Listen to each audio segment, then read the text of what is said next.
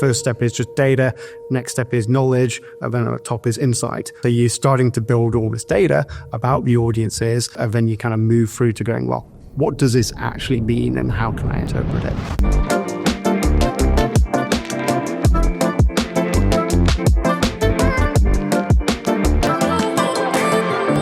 Welcome to episode 4 of the Shootsta Unscripted podcast. I'm joined today by my co-host, Luca Tenfara, Senior Strategic Account Manager at Shootsta. How are you, mate? I'm good. How are you, sir? I'm good. I'm always good. And today we're honored to welcome our very special guest, Stephen Williams, the Director of Strategy and Digital at Neon Logic. Neon Logic is a full-service strategic marketing consultancy and agency in Australia and New Zealand. Stephen has over 2 decades of experience in advertising, brand and digital agencies, and has led successful projects for organizations like Qantas Air New Zealand, Save the Children, Smirnoff, Fairfax, the Australian government, the list goes on and on. Welcome to the show, mate. Cool. Thanks for having me. Thank you for being here. I wanted to start off with, I guess, a bit of a background on yourself and Neon Logic. What is Neon Logic and what's your role, your piece in the puzzle to the company? Sure. So Neon Logic kind of came from a parent company called AdCorp, and AdCorp was a very traditional advertising agency which basically did everything. And over the last 2 decades or so, digital has become much more forefront and agents have become very fragmented. They'll kind of do different specialities.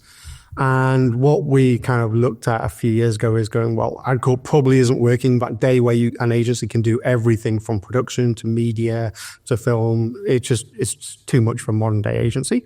So we wanted to kind of reposition the agency and kind of give it a real kind of shape and definition. And so that's why we developed and kind of rebranded it as Neon Logic. With the idea was that Neon Logic would effectively own the thinking, be the strategic shape.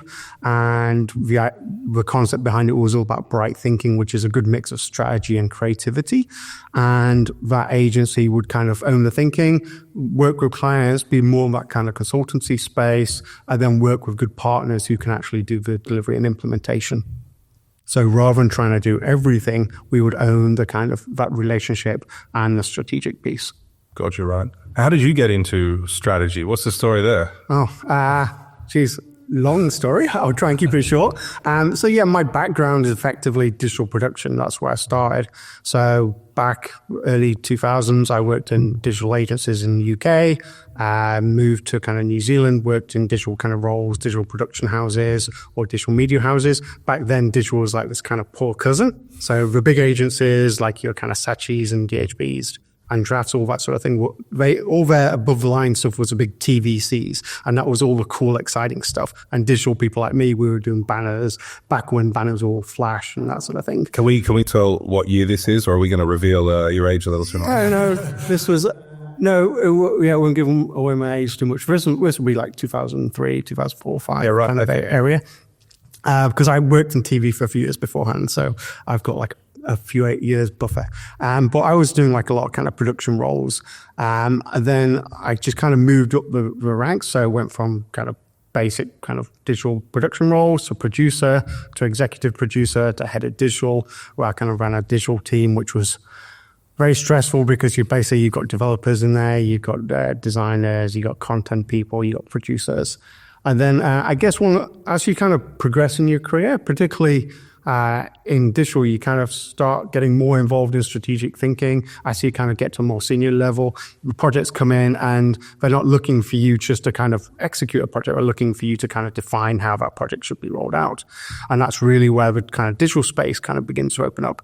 And it kind of coincided with a shift in digital as well, because probably 2014, 2013, digital had gone from being this kind of geeky poor cousin in the advertising agency to becoming the advertising agency. Like the kind of terminology people in advertising agencies were talking about digital became that.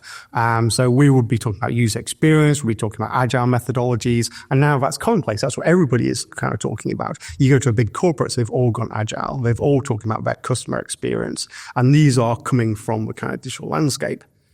So I started kind of realizing that in digital, that was more of a future. The idea that you needed to be sitting there doing stuff in Photoshop, doing code. That was great. That was getting stuff done. But the future of digital was much more about planning what the user experience is going to be on different assets, like a website or an app. Like, what's the kind of journey? How do all these kind of bits connect? So I guess my career kind of went one way, and the industry was kind of going that way too. So I just became more strategic in my approach. And then as Neologic became an agency, and we became an agency that wanted to lead with a strategic consultancy part, my role changed, and I was kind of given this brief of looking after the strategy in the agency. So what is strategy for Neologic? What is our process? What is our approach? How do we deliver a marketing strategy or a brand strategy? What actually are they? So yeah, that was kind of in a nutshell where it kind of came to be. I'll talk about strategy in a second, but you mentioned 2013, 2014. Was it really that recent when companies started taking digital seriously to that degree? I think the big shift was probably, back in like 2005, 6, 7, digital was still the poor cousin. And then, when the iPhone started becoming everywhere and everybody had an iPhone, so iPhone was 2007. Yeah. By about 2009, 2010, everybody had the iPhone. And almost the audiences just went that way. And the digital, which was his poor cousin, became the kind of, that's the thing. Yeah. That was a cool thing. And you had like all the Facebook had become very commonplace then, and Google ads had become a lot more sophisticated. So the traditional advertising model just went by, disappeared.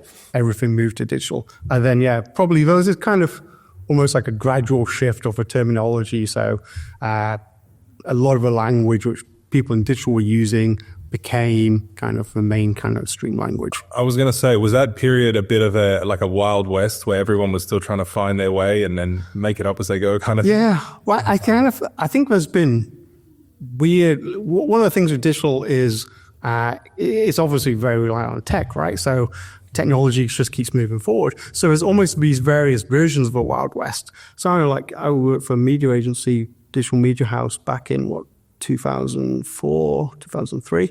And that was very Wild West, like booking ads on digital channels wasn't done through Google ads or anything like that. It was just basically phone up a publisher. Can we get a banner on your website? How are we going to track it? I'm not sure. Just tell us how many impressions it got. It was very chaotic. And then even when the smartphone came out, that was almost like a whole other Wild West period. Same with social as well. We've kind of gone through these versions where a new piece of technology have come along, and the whole industry's kind of gone, let's reinvent ourselves kind of thing. Yeah. And we're seeing that now with AI as well. And was there any point within that period where you had that anticipation of what it would become? Or were you sort of just rolling with the times and the technological advancements? I think you have ideas of where you think it's going to go, but one thing I've learned is mostly you're going to be wrong. You can kind of, you think, you go, maybe this will happen, that sort of thing. But generally, you're just wrong. So, I'd have never thought that the large corporates that we see now, like your big banks, insurance companies, very kind of conservative organizations, would sit there. I've got a client who basically, they deliver, they're very functional, very operational in what they do. Not cool, not kind of sophisticated in terms of technology, that sort of thing, but we've gone completely agile. I'm like, they're talking about kind of being in these little squads, and they do sprints. I'm like, how have you gone into that kind of space? It doesn't make any sense, but that's the fashion. Digital has become corporate now. Yeah. Yeah. Wow. All right. Let's talk about strategic planning. So when you're crafting a comprehensive brand strategy for a client, is there a methodology that, you approach, in your mind, or a strategy that you take in to develop a strategy, like a methodology or a mindset that helps you calculate all the variables? Yeah. So I'll try and keep my answer concise on this one too.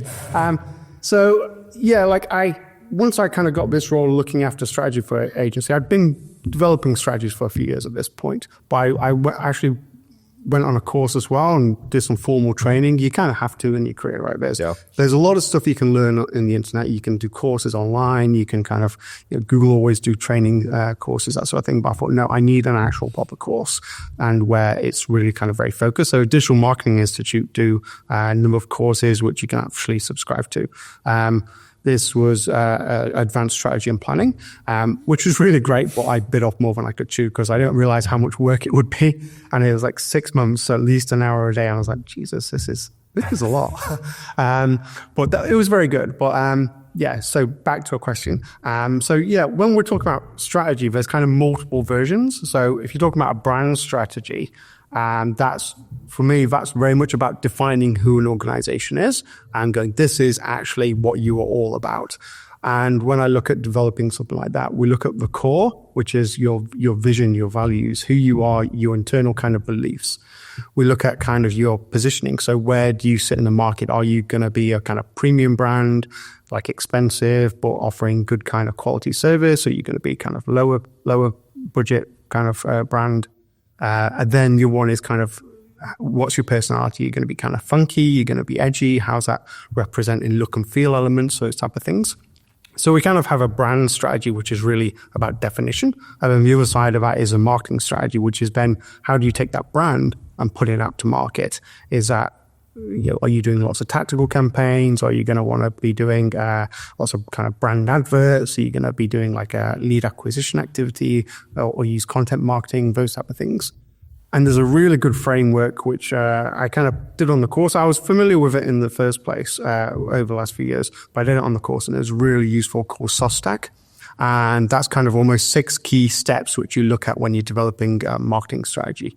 And that works really well because it focuses very much on understanding an organization. So the first step is situational analysis. I won't go for all 6 steps, but first step is situational analysis, because you need to understand before you can come to a business and say, you should be doing this, or your marketing should say this. You need to understand that business. You need to understand what their products are, what their services are, who their customers are, who their competitors are, all these kind of key things. Because if you don't have that knowledge, you can't be making good recommendations. That's actually what I was going to ask you. How often does it happen where a client might have a mission statement, goals, and existing activity and operations here, but when they come to you, they say what they really want is all the way over here? It's just totally misaligned. Like, is that a common thing, or is it like more like something they can transition to?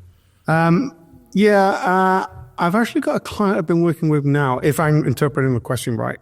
But they've been doing a lot of their marketing over recent years, focusing on a position, on a certain selling point. So they're saying, we do this.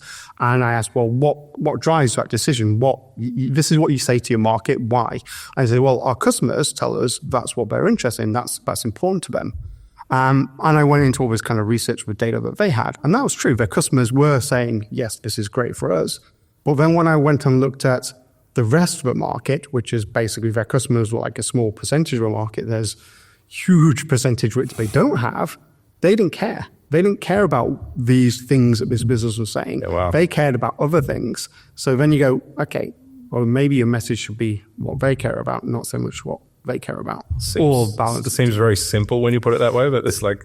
There's an idea called a survivor bias. And I'll paraphrase the idea here, that basically in World War II, there was planes which were being sent out, and some of them were not coming back. So the US military got a statistician to kind of look at the data, saying, well, where were these planes getting shot? Maybe we need to reinforce them. I know this one, yeah. Maybe we need to reinforce them in certain areas. And they were saying the planes were getting shot in the wings, so do we reinforce the wings? And the statistician was, well, they're the planes which are coming back are getting shot in the wings. So planes that aren't coming back, we can assume are getting shot in the middle, right, in the kind of frame.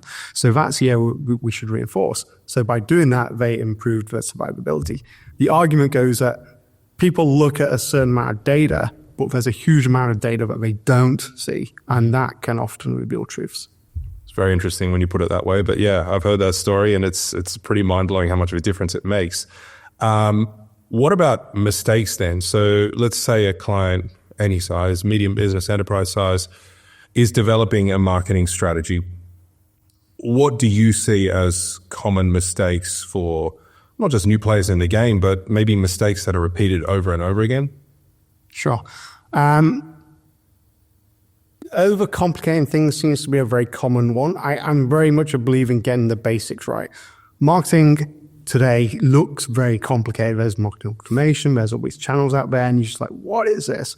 But at the end of the day, the core basics are, what do you do? Who are your audiences? What are you saying to them? Is it relevant to them? Does it serve their needs? If those are the nuts and bolts that you can get right, then a lot of the other pieces kind of flow afterwards. A lot of organizations get involved in the actual tactics, not about big picture stuff. Are we saying the right thing to our audiences? Which comes back to our story about the data, right? The other thing a lot of businesses don't do is actually collect data on what they're actually succeeding or failing with. So as part of that kind of methodology for delivering marketing strategies, almost a start is working out what the business is trying to do, who they are, those type of things. And then the end of it is actually measuring everything. So some sort of control, like if you're running a campaign, you want to track all the different creatives, you want to track how many people visited the landing page, all this sort of thing, because it's the only way of knowing what's working. And I know a lot of clients even now will have a lot of activity out there and not really any kind of measure on if it's working or not. I looked at a website recently where, and this is getting into quite micro detail, but very relevant, looking at a website recently where there's a form for somebody to fill in, and there was like several pages to fill in this form. And I think the drop-off rate was something like 60% from page 1 to the end, which is high. If you can remove that drop-off rate to even 30, 40%, that's suddenly a massive difference in conversions, right? Yeah, wow. Okay. On that point, then, do you have a story? You probably don't have to name the client, but do you have a story of a memorable campaign that made, using these methodologies and mindsets, that made a huge difference in the client, in their, either it's ROI or profitability or something like that, based on just adopting the marketing strategy that you put in place? Sure. I find campaigns I often see campaigns as very tactical. So your marketing strategy is really this big picture, which should go for a few years. Your marketing, it should evolve, it should change as you learn new things, but it's very much a big kind of story where campaigns are often tactical steps within that. So whenever we do a campaign, we always want to measure success. So we do kind of sometimes real kind of very tactical campaigns aiming at lead generation or something like that. But when we're looking at a big picture marketing strategy, there's a good client which comes to mind now. They were like an organizational body which represented, an entire sector across Australia. And that sector had a real issue bringing talent into their organization. So there's like 500 or so different organizations within this sector. And getting the right sort of talent, the right sort of skills was critical for this organization, or these organizations, to actually deliver the services that they need to. So they need the right sort of people in there. And they started working with Neon Logic, and we've got a lot of history in the talent attraction sector. That's a lot of our kind of background, a lot of our heritage. And we worked with this client to develop this idea that they should actually build a platform and a brand which would kind of become this talent hub for this entire sector. So that was kind of the initial strategic thinking. And we actually developed a brand for it. We developed a platform which allowed the sector to kind of talk as one about why people should come and work there, what they should kind of get out of it, the ability for people to find different roles, those type of things. And that's become a really kind of strong brand in its own right. I think some of the data we had recently is each year, since it's been running for about 4 or 5 years now, it's 44% growth each year in terms of website traffic. I think it's delivered something like 300,000 applicants to the different organizations which fall within the sector group. So 44% year on year. Yeah, in terms of traffic growth. Well, the key one, which is great stat, but the key one is 300,000 people clicking through to actually apply or get towards the later stages of applying for roles. So using that one as an example, how do you go about analyzing that client's target audience, which may or may not be present in the data they already provide you with? How do you understand more of what they need versus what they have? Yeah, so target audience is quite a meaty kind of place, but it's fundamental. You need to know who you're kind of talking to from a marketing side, and you have to ask a lot of questions first. Do you want to be talking to these people who you're currently talking to? Do you want to find new people? So you need to make sure you're setting your objectives in place first. But then there's kind of a number of kind of methodologies, like there's a qualitative and quantitative data. The best description I've heard of those is if you're thinking about a bookshelf.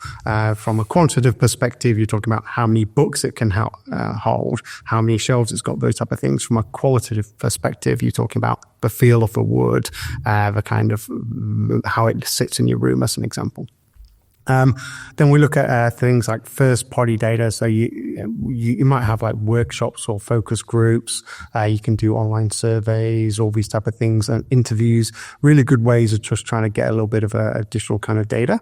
And then you can mix up with kind of second-party where you can kind of look at reports. There's lots of places online now where you can kind of research articles. So that client where I talked about the difference between what they perceive their audience was and what their audience actually could be was effectively looking at these external bodies had done these kind of online surveys about the whole sector.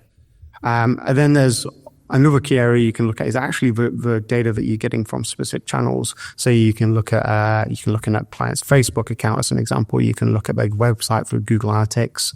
Or there's kind of tools like social media monitoring tools where you can kind of hear what people are kind of saying. You can read. You can understand comments which are being talked about a brand, all these type of things. And effectively, this sounds like a lot and a big spiel, but that's kind of what you have. You're getting all this data from all these different places and then trying to get some sort of understanding from it. I think there's a really good pyramid version I've seen where first step is just data, next step is knowledge, and then at the top is insight. And that's kind of what you're doing. So you're starting to build all this data about the audiences and potential audiences, and then you kind of move through to going, well, what does this actually mean and how can I interpret it? That's interesting. So how many of these clients have all the data you need and how many of them need to provide, like, do you open their eyes to how much data they have?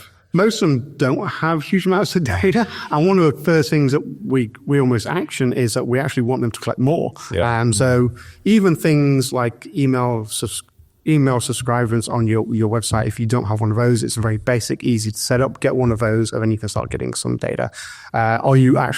Do you have all your Google Analytics set up, or your tags, even things like Google Webmaster Tools, all these kind of things, so that you're actually able to track all this data? Because as I come back to that kind of methodology, at the end is a control step. If you're not collecting data, you can't see if anything's worked or not.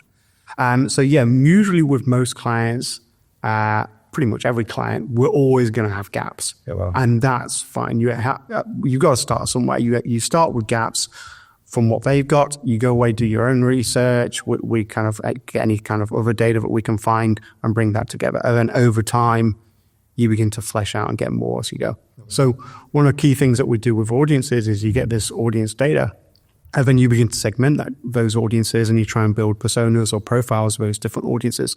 But they should never be fixed. They're conceptual at the start. And then over time you go, well, actually what we're seeing is this audience group is actually more interested in these type of things or responding to these type of things. Yep. So you've got to constantly kind of review what you're doing. And when you're going out to these audiences, how big are some of the sample sizes that you're collecting data from if you're doing focus groups or some of those immediate feedback loops? Yeah, well, so a lot of those kind of sessions will often be quite small. So focus groups, often could be 6, could be 20, could be 30. Online surveys give you a bigger reach. So you can obviously, survey could be several thousand depending on what kind of data sets you've got. And then there's other kind of platforms. So we've got a client we're doing a project for at the moment.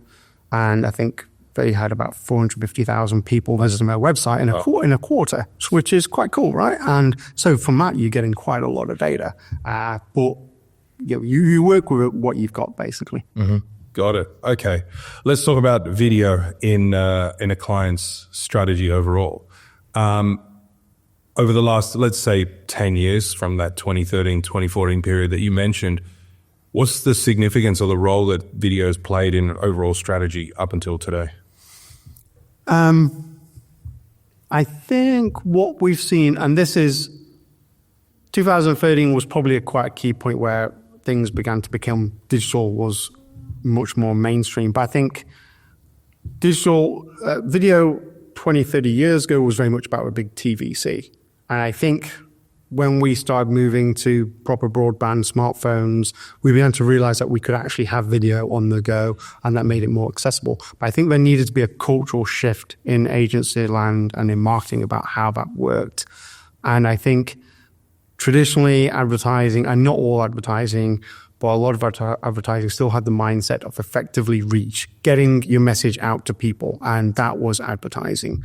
And I don't want to generalize because that's not the whole market, but that's still, it was a conception that people in brand or marketing teams were getting the message out, and that's all reach.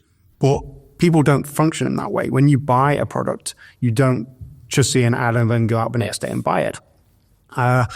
I bought a coffee cup last year, which was like a travel cup, right? Yeah. And I saw an ad. I don't know why I saw this ad. I saw the ad, and then I watched probably about 20 videos on YouTube about this coffee cup and whether it would leak in my bag, whether if could I put it in the dishwasher, all this sort of stuff. So like I went through a journey. I didn't just go, great, there's an ad, I'll go buy it. I went, there's that. Oh, go and look at this, go and look at this. Okay. And then a few weeks later, I went and bought it. And I think advertising has begun to accept, and probably over the last 10, 12 years, that's kind of shifted, that understanding that you've got to reach all those kind of touch points. There's different terminologies when you talk about that. There's a funnel where you kind of got the awareness phase, all those sort of things. Then there's a customer journey as well, the buyer journey. There's a lot of kind of different ideologies which kind of fit. But effectively, what you're trying to understand is that people are at different points of that journey, and video isn't just for this bit where you're kind of shooting a great ad and it looks amazing. There's a Guinness ad from growing up when I was a kid where there was a guy surfing, and it's like, he's just waiting for the right waves to come along. And it's like, all good things come to those who wait. And that was like Guinness, right? And those ads when I was a kid were iconic. But that's not modern advertising now. That's just a part of it. That's a tip of the spear. There's all the other bits which people connect with, whether they're sitting there watching videos on if this is a good cut for me or not. And so there's all those kind of steps. I think video has, over the last few years, probably people, advertising agencies and marketing have begun to understand that video has a role within each of those steps and isn't just at that pointy end of the stick. So would you say the big hero ad has taken a back seat maybe in the last 10 years? I think partly because of that approach, partly because digital as a whole, the old adage used to be that big creative would pay, media would pay for creative, and an agency would make all their money from these great media campaigns, and they do a cool creative ad, and everything else was kind of the stuff at the side. But advertising changed quite radically with the digital transformation because all the ads were running on, Google or Facebook ads, all these kind of things. So it just changed the game. So I think that was quite a shift, but also how people watch TV now. I don't have an aerial in my house. It's Netflix, Disney Plus, the idea of watching an ad, like the most frustrating thing about watching YouTube is that they make me watch ads sometimes. So I think the idea that when I was growing up, there was 4 channels in the UK. And if there was an ad which these ads could reach a public consciousness, like the Guinness one, they could become, everybody would talk about them. They'd be there. Everybody would be going, oh, did you see that? Oh, it's so cool. It's a beautiful ad, that sort of thing. That doesn't happen now, or certainly not to the same kind of degree. And I don't think it's just advertising. That's culture as a whole is much more fragmented, much more people move into their own kind of little channels, whether it's gaming, whether it's, crockery, whatever their interests are. It's not, you don't have these single cultural zeitgeists, which you used to have. Yeah, that's interesting too, because there are ads in memory that, you still remember. Most of them are from back in those days. Does that mean, with the shortened attention spans of everybody consuming, 6s and 15s as opposed to 30s and 90s for ads, you have to target your creative accordingly? Yeah, I think you're kind of, and this comes back to what I said at the start about keeping things simple. So make sure that you're saying the right things to the right people. It's not just about having a cool creative ad or using a particular channel. You want to make sure that the message is right and front and center. But I think what we're seeing is probably more variation across the whole kind of marketing mix.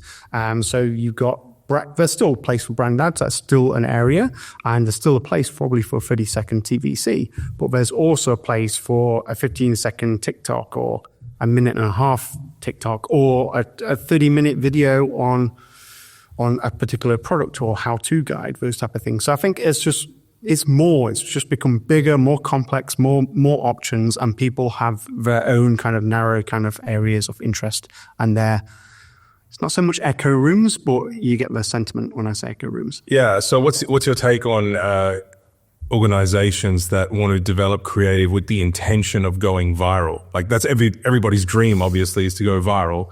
But is it a problem that you just throw money at, or is there a strategic way that you can approach something like that? I think going viral is a hard, you don't really know what's going to take off. Yeah. I think you got to focus on what you think is going to work, what you think is going to be a right message or convey your message. You don't want to just do something which you think is going to catch a buzz, just for the sake of it. Because if you fail in that, then you're not achieving anything, right? You want to keep the kind of message and focus right. In terms of trying to choose something viral, I think you gotta be authentic with what you're doing. I think as an organization, and we'll come back to kind of brand ideas, every brand has to understand itself, be authentic. And if you're trying to do something fun and edgy with that, it will come across as honest. And I think you're probably likely to get a little bit more take up than if you're trying to catch a wave of what somebody else is doing. And do you think a lot of that can take play in what's happening like contextually within the world in terms of like, trying to catch on the wave of something viral or go viral? Do you think a lot of that comes into play with, I guess, contextually what's happening around the globe? Yeah, in terms of politically or? Yeah, could probably. Yeah. Socially, politically. I think that also comes back to a kind of that idea for social zeitgeist is almost diminishing because everything's in much smaller channels now. So I don't think it's as easy to go viral in a big way like it used to be like 10, 15 years. But I don't see that many ads kind of having that sort of impact. Now, what you're looking for is not your ad to go viral in the whole world, it's to go viral in your community. If you hit the right people, that's right. And I think that probably comes back to the idea of echo chambers again, the fact that people don't engage with everything from a news perspective. People don't go on every website that interests them. Every website they go onto a website that interests them. They read the news that almost backs up their opinion. So you're dealing with a lot more kind of siloed thinking. If that answers a question, kind of felt very convoluted answer. No, it answers. So where do we go from here? I mean, the current scene or landscape is extremely fragmented audiences, many, many different channels, shortened attention spans. I think the average life cycle of an ad has significantly shrunk as well because of that, partially, I guess. Does it keep going down that path? What do you think happens 5-10 years from now? Predicting. I think AI is obviously the big unknown, right? Yeah. I have read so many articles about it. So I've had so many conversations about it, and the blunt truth is nobody has a clue, right? Is guesstimates, and some people think it's going to change the world. Some people think we haven't hit AI yet. That will come when there's a singularity. Some people think it's just going to become kind of merged in our everyday lives and won't really think anything of it in the same way we don't really think anything of the internet now. It's just there.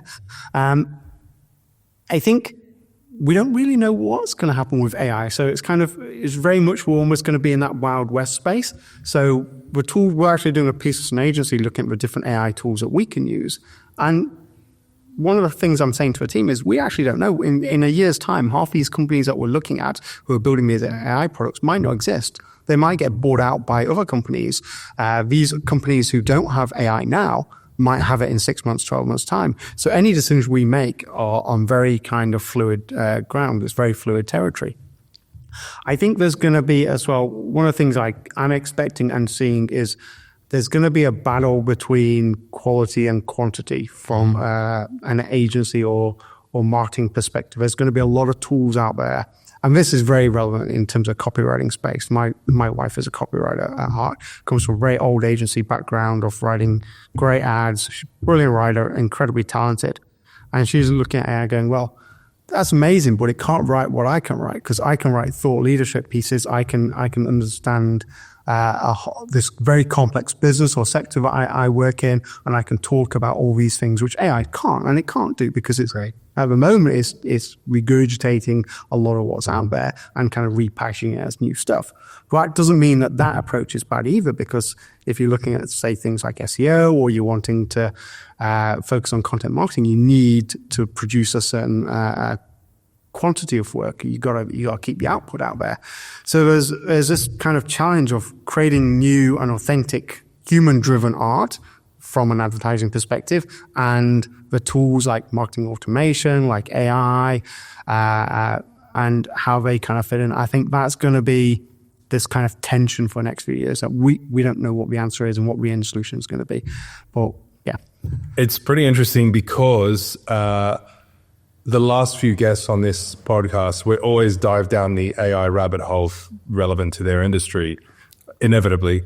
But the strength of which they disagree that AI is going to replace them is quite strong, only because, and it's the word authenticity that keeps coming up that you mentioned, that it just doesn't have right now, right? There's a human rejection problem, I think, as well. Have you seen the recent Apple ad? So basically they had like all these great pieces of art, like great musical instrument, I think, and this big kind of crunching machine squashed them all down. When it came back up, it revealed the new iPad. And people were repulsed. And there's a human reaction to go, I want human art, I want human ideas. Yeah. There we go. Yeah. I mean, this did create a big stir. A lot of people were talking about this when it came out. And people are offended by the concept of this because art is a human focus. I mean, to me, I'm a musician. I didn't find it offensive, but I think music is one of those spaces where technology has continuously shaped it over the last 30 years anyway. But I'm probably, in terms of AI, I'm probably leaning towards a camp that it's going to have a massive impact. I don't know what impact. And I think people who are probably resistant now, in 5 years' time, won't be. Mm-hmm. Yeah. You've also got younger generations coming through as well that are probably raised with this as every day. But as part of our own AI activity as an agency, we've got a bit of a working group where we're trying to understand how we should be using AI, what our governance should be, those type of things. And one of the people in that group at the start, I could tell, was quite reticent about it, believed in the human role, and I get that completely. But several weeks after going through this process, every week we have a catch-up, we talk about what we're doing. We're doing our separate pieces of research, then kind of coming back together and going, well, what do you think about this as an example? And she said, I've just been trialing it for this kind of project I'm working on, just trialing very simple tools like putting in transcripts and getting some of the transcripts back as insights. So very simple kind of AI prompts, and say, now I'm thinking, why wouldn't I be doing this? It's such like it's a no-brainer, right? But yeah, my honest view is I think probably in 5 or 10 years, AI will be it'll be like everybody's phone now. People won't think of it as a thing. It'll just be every day. It's just part of our culture and part of our society. And pretty much whenever a new piece of technology comes out, the golden rule is you can't put it back in. Like we know that, like nuclear weapons, whatever, the internet, social media, we can't put those things back in once we're out. Yeah.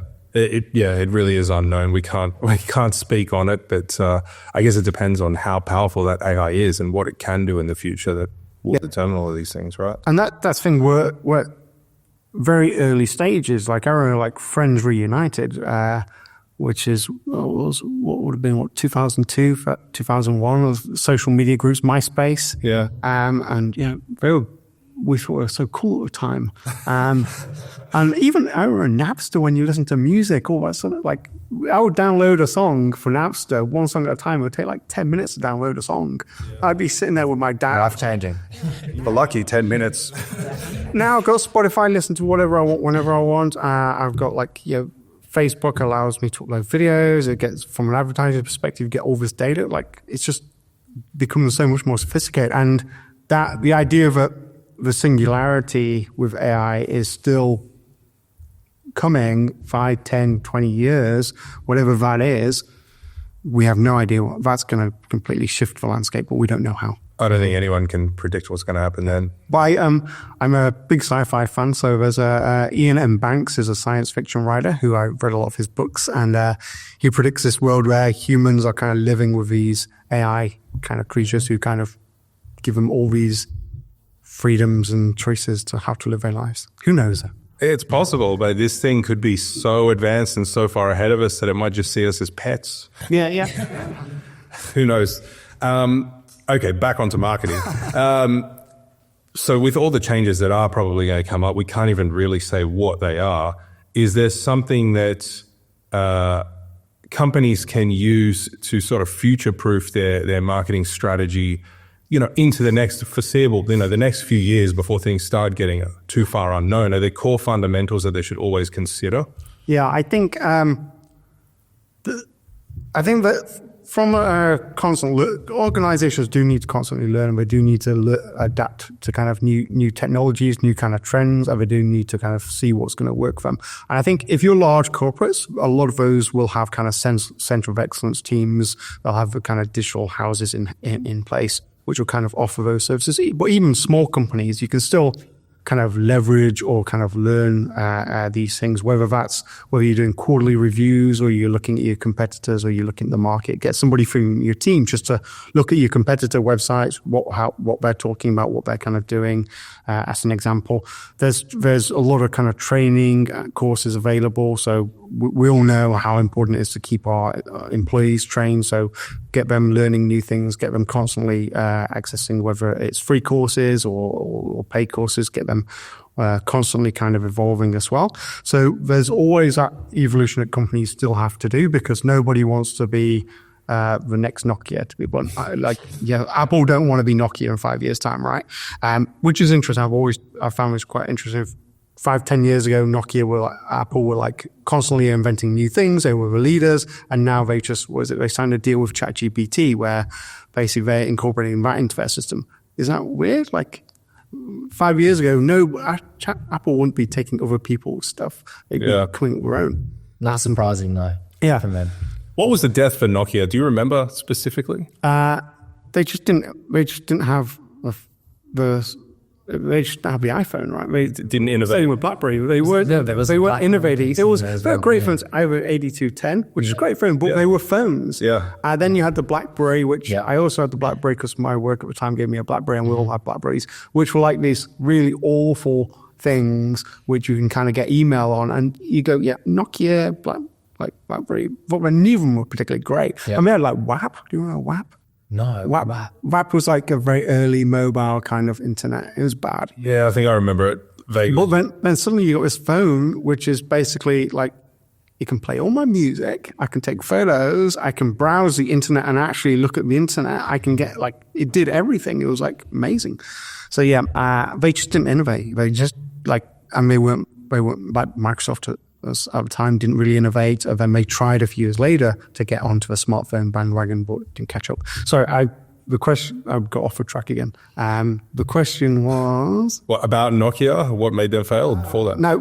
Future-proofing, yeah. So organizations need to future-proof in terms of training. They need to regularly be reviewing clients, reviewing the market, and they need to be trialing things. Effectively experimentation. So if there's a new tool coming out or a new kind of channel, feel free to play around with it. Put either some media behind it or create some content for it. You've always got to be thinking of what different things that you can do. And as long as you're measuring it, you can see if it works or not. But then you've also, and I'm kind of contradicting myself here, because while you've got to always be trialing new things, you've always got to come back to basics of, am I saying the right things to the right people? Like marketing fundamentally is still quite simple. It is, what am I saying? Who am I saying it to? Am I saying it to them in the right places? If you're getting that right, then tools, processes, media channels kind of falls out of that. So, and how important with, the way that everything's going, do you see that human touch still being in future-proofing your business? Yeah, it's really hard to say, because I come back to this thing where I don't know where AI is going to be, but I think advertising is still a people game. From a new business perspective, from getting clients on board, all those kind of things. The best people I work with are people. They go to meetings, they bring coffee to their clients, they try and understand their business. And that's still how business is done. AI isn't going to replace that. In terms of the actual production, AI will probably replace more of that. But I think the top level strategy and the creative will probably retain very strongly still in the hands of people for the foreseeable future, with AI doing more for facilitation. Because I think years back, I worked with a creative director at another agency, and the marketing manager, who's our biggest client at the time, she just got very excited when the creative director came in, and he would put his notepad down and he'd get his pens, and the clients saw him as a big, cool creative, and they have a certain enigma. And I think that's something that's hard to replace. Like that kind of idea. Like, people sell ideas, right? Yeah. One other question is probably a little specific deep dive, but I was very curious about it with regard to ongoing strategies that companies can use, like competitor analysis. Is that always a safe bet to use when trying to renew your strategy, or are there pitfalls? So it's a good tool to use. Anything you get from a research perspective or anything in this kind of space, you take with a big pinch of salt. We looked at a couple of reporting platforms on a particular piece of activity we did, and all three reporting platforms were doing the same thing, but also had three different sets of results. So you're guaranteed that the data that you're going to get is going to be screwed in some capacity or another. So when you're looking at something like competitor analysis, that's just one part, and then you're looking at activity on a client's social media channel might be another piece of data. You're looking at their website data, another piece of data, and you're looking at all these different bits of research. And some of them might be valid, some of them might not be. But you've got to look at the whole to be able to understand what's going on, and then you can discount some things. I think competitor research, though, is very useful because you can kind of see what their main message is, how they're positioning themselves. There's a really good kind of system that you can look at is you look at whether let's say you're a restaurant, and so restaurants' key things are like quality food, price, that sort of thing, common kind of attributes for a restaurant. So you can look at the restaurants within your area and go, well, even if you just go to a website or go into a restaurant, well, great, score them. How much are they focusing on that kind of premium experience? How much are they focusing on kind of more budget, quick, fast delivery kind of experience? And you can get a kind of sense of where they sit in the market, and then is an opportunity, is an open gap for you to sit somewhere in the market. Like if there's 20 restaurants nearby who are all offering very premium service, gives you an indication probably don't open a restaurant there, right? You want to find your own kind of gap. Mm-hmm. Awesome. Well, we're almost coming up on time. I just wanted to ask as well, can you share a piece of advice that has significantly influenced your professional approach to strategy? Sure. Yeah. So I guess the number one takeout is that I have is I assume you know nothing, basically. And I think I know a lot of people work in marketing because marketing can be a bit of a waffly game. There's a lot of people who walk the talk, if that's right. What phrase? Bullshit. Yeah. It's got that. And I've seen a lot of people have a lot of bullshit and very little kind of follow through or anything about it. And I think my view is you've got to go into any kind of organization, any kind of client, and assume you know nothing. And you know nothing about their business, you know nothing about their sector, you don't know what's right for them. And then you start from there, then you go out and you learn things. Because if you come in with a whole bunch of assumptions and things that you really firmly believe, or things that a client believes and they tell you, oh yeah, this is great, we do this and it works. If you take that on face value, you might be missing a massive trick. You've got to assume you know nothing and build up from there. And there's nothing bad about simply saying, I don't know. I don't have a clue, but I'm going to go on away and find out. So the other side of that, assuming you know nothing, is you've got to be endlessly curious. You've got to constantly go, well, I know nothing, but now I'm going to go and find it out. And I'm going to research. We've got so many different types of clients. I did a client who was worked with last year and we still work with now in the geospatial technology area. And I knew absolutely nothing about geospatial. Like I hit like it's just such a complicated area. But in the end, I've been reading all these documents about what different technologies, about where it came from, about, you know, in fact, when Google Maps came on board, what impact that had. And it's like, wow, okay. And then a few months later, I'll work with another organization who will do something else. And I'm almost having to learn from the ground up. But it's amazing because it keeps it interesting, right? Amazing. Said. Thank you so much for your time, Stephen. We're going to call it. No worries. Really appreciate it. Thank you for having me on. Thank you, Stephen. Thank you.